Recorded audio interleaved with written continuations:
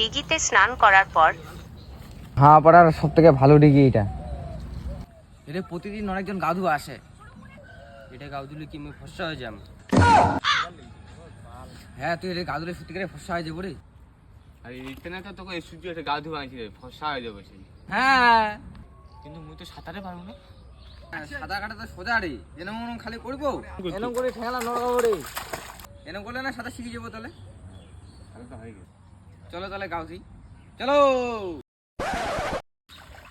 মুই কি সাঁতার শিখি কেন? তুই তো ভালো শিখেছিস, এই দিঘিটা তো 10 বার পার হওয়া পারবি।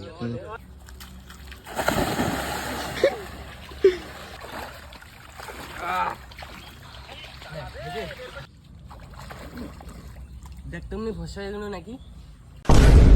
আগর থেকে তো অনেক ফসা গেছিস তুই। সত্যিকারই তো? হ্যাঁ রে। ঠিক আছে তাহলে। চলো তাহলে তিনজন আজ ডুব দিই। হ্যাঁ চায় প্রথমে উঠবে তাই আজ পার্টি দিবি, হবে? চলো ঠিক আছে তো? ঠিক আছে তো? চলো তাহলে।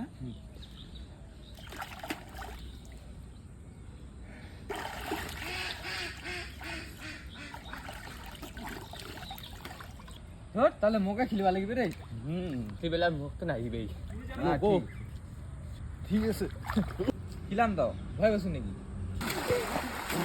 ওই যে চলো চলো রে, ওই যে চলো চলো চলো। বুঝু বাড়িতে কি তুমি অন্য প্ল্যান নাই? কি করে বাড়ি যাম? এই অঙ্ক চো, বাড়ি যাইতে সুবিধা যাবে।